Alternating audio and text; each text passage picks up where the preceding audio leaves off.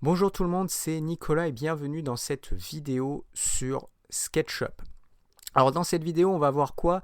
On va voir la version, ce qu'on appelle SketchUp Free ou SketchUp version gratuite, qui est en fait une version de SketchUp utilisable sur un navigateur internet. Donc vous avez la version Pro qui va être utilisable en version bureau et on a une version gratuite qui est utilisable en navigateur. Donc ça c'est l'interface de la version gratuite utilisable en navigateur. Alors déjà si vous aimez mes vidéos, abonnez-vous à la chaîne, mettez des likes, c'est important, hein. Ça permet de continuer à faire de nouvelles vidéos. Si vous êtes intéressé par la version SketchUp Navigateur, donc maîtriser tout ce système-là, je vous invite à aller en premier lien dans la description. Je propose une formation complète.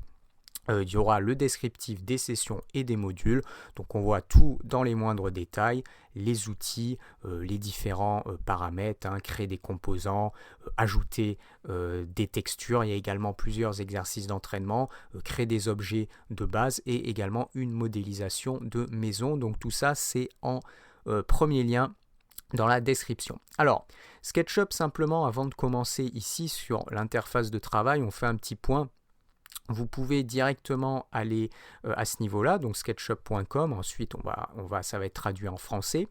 Et il faut bien évidemment en fait avoir un compte Trimble. Donc, créer un compte Trimble, donc ça c'est gratuit, il n'y a pas de souci, vous permettra d'avoir accès à cette version gratuite. Donc là, je vais avoir un descriptif de qu'est-ce qu'on peut faire avec cette version.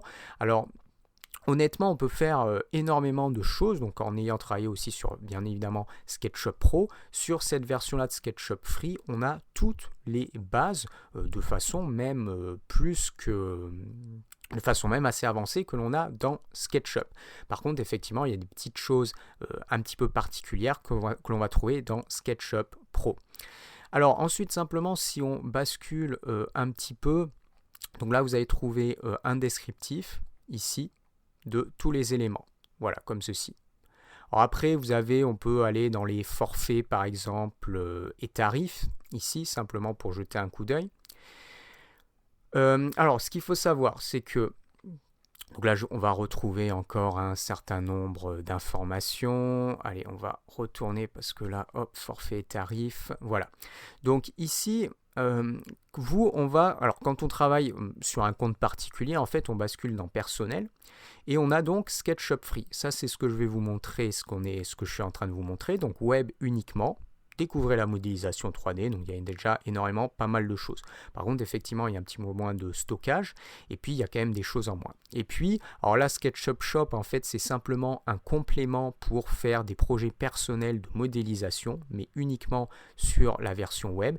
Et ensuite, donc, on a SketchUp Pro, qui est bureau et web. Ça veut dire SketchUp Pro, on peut la travailler sur une version navigateur, mais on peut travailler sur version bureau, et en général, SketchUp Pro, on le fait sur version bureau, donc au prix de 299 $ par an, ça fait à peu près 250 €, entre 250 et 300 € à peu près. Et là, bien évidemment, on va trouver quelques éléments un petit peu plus poussés. Alors effectivement, il y a des plugins, des fonctionnalités un petit peu plus avancées, faire des choses plus professionnelles. Ensuite, alors avant, ce qu'il faut savoir, c'est qu'on avait une version qui s'appelait SketchUp Make. SketchUp Make qui permettait d'avoir une version bureau entièrement gratuite de SketchUp et en fait ça a été remplacé après par cette version navigateur SketchUp Free. Et ce qu'il faut savoir c'est quand l'interface SketchUp par exemple Pro en version bureau et SketchUp navigateur, l'interface peut être un petit peu déroutante parce qu'en en fait on a le même type d'outil. Bien évidemment, c'est le même type de fonctionnement, mais l'interface est différente, les outils sont positionnés différemment et ça peut être un petit peu déroutant quand on a par exemple travaillé sur du SketchUp Pro pour passer sur du SketchUp Free. Et si on est débutant, là on a juste à démarrer en partant de rien. Alors, on va revenir un petit peu plus loin. Donc là, quand vous démarrez, c'est votre espace de travail, comme ceci. Vous allez trouver donc là, base de modélisation 3D, on a 3 axes, donc axe vert, rouge, bleu. Donc on va retrouver les axes de base X, Y, Z. Donc X ici rouge, Y vert et Z en bleu. Ensuite, pour vous déplacer, donc je conseille, vous avez des outils ici qui vont vous permettre de vous déplacer, zoomer et vous déplacer. Moi, ce que je conseille, c'est d'utiliser la molette de la souris. Donc vaut mieux fonctionner avec une souris avec molette parce que ça facilite énormément les choses.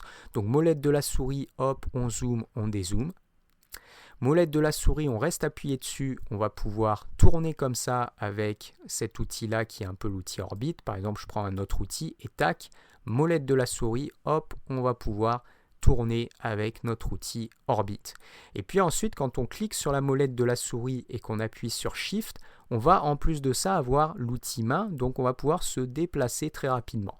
Donc molette de souris, je zoome, je dézoome, je clique sur ma molette, je vais pouvoir tourner.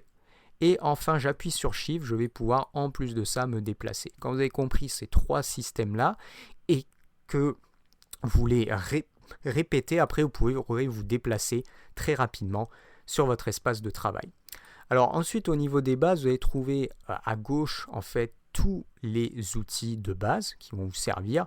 Je vous donne un exemple. On a par exemple la possibilité de créer des formes. Là, j'ai un outil qui s'appelle l'outil rectangle et tac, je vais pouvoir venir générer comme ceci un rectangle.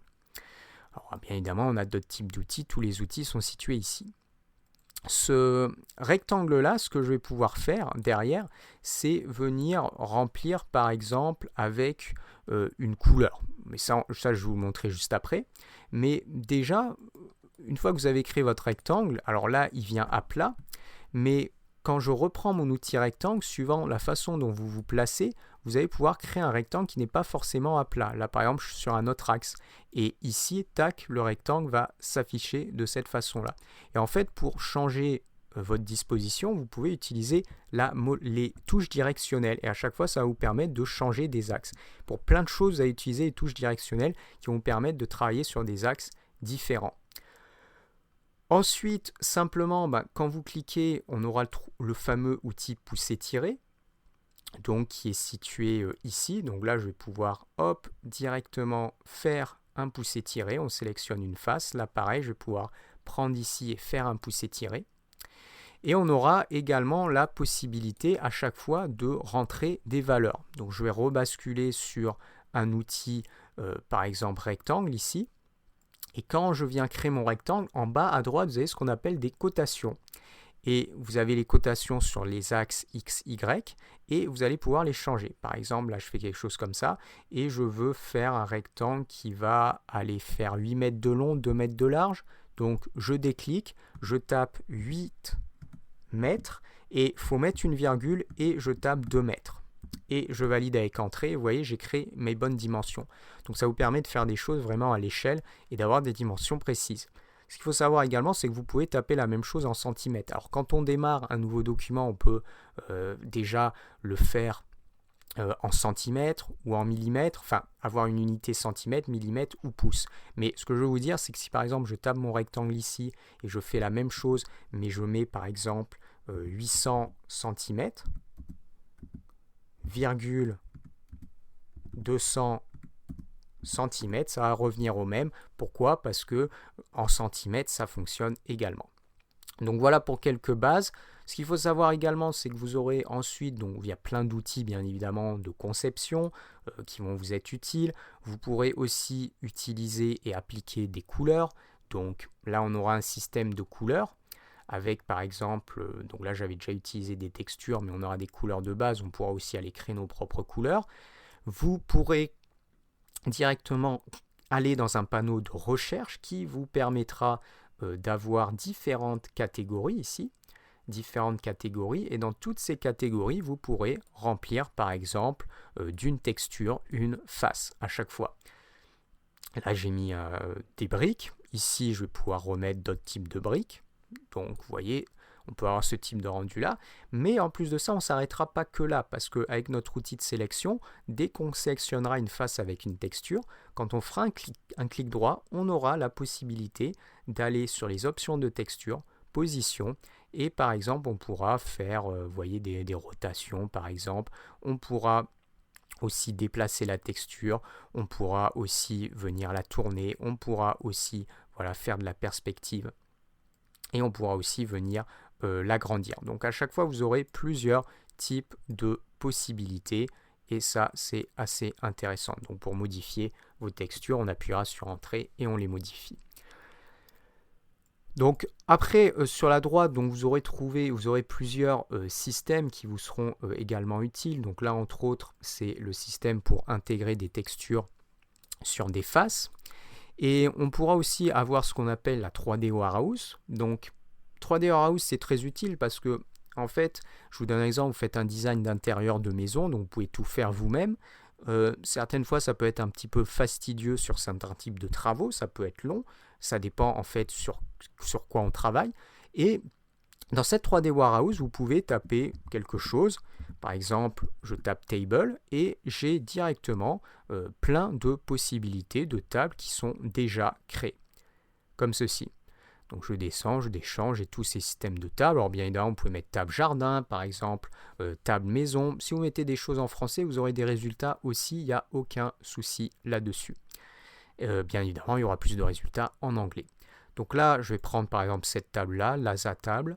On va avoir des descriptions au niveau des matières, du nombre de polygones, de la taille du fichier.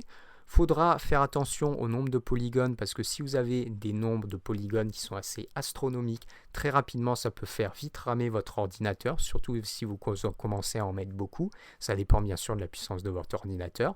Je vais cliquer sur Download et directement ma table apparaît. Alors cette table-là de base en fait elle va bien correspondre à l'échelle. Alors pas toujours mais de façon générale les composants seront faits avec une échelle.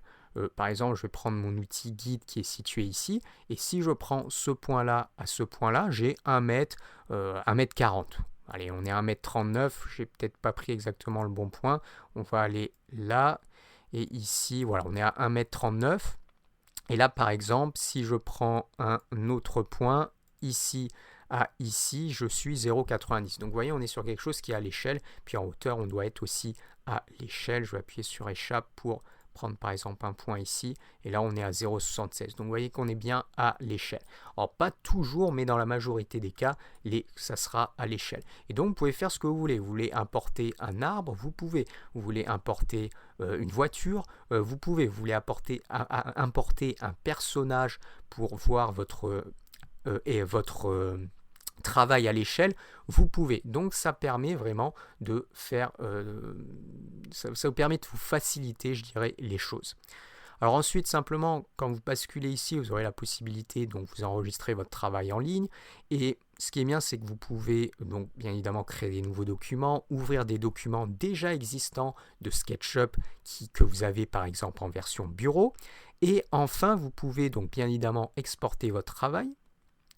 Et là, je vous donne un exemple, je vais aller sur Ouvrir, donc là j'avais fait quelques créations de base, et là par exemple j'ai quelque chose, allez j'avais fait Maison, on va ouvrir celle-ci.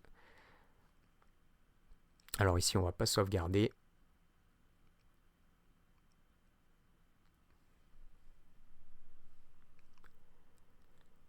Voilà, donc ça c'était une création de maison de base, un petit peu type ossature bois avec une délimitation de base ici. Voilà, donc ça c'est un petit peu un exemple de ce que l'on va pouvoir faire. Ensuite, je vais aller dans Fichier, Ouvrir. Allez, on va prendre House Design. Donc ça c'était un design d'intérieur, une petite modélisation avec quelques pièces. Voilà, comme ceci. Et vous voyez, là encore, on a pu faire un petit aménagement avec une modélisation d'intérieur à l'échelle, importation de différents composants de la 3D Warehouse, et puis on a mis des lits, des choses comme ça, et puis ça permet de faire une modélisation qui est assez intéressante. Alors, ce qu'il faut savoir, c'est que SketchUp, ça va vous permettre de quoi concrètement? Aussi bien de faire de la modélisation d'objets, donc tout type d'objets. Voilà, ça c'est la première chose, même des objets de type professionnel, on va pouvoir travailler dessus. Ça va vous permettre de travailler pour de l'architecture, donc design de bâtiments d'extérieur.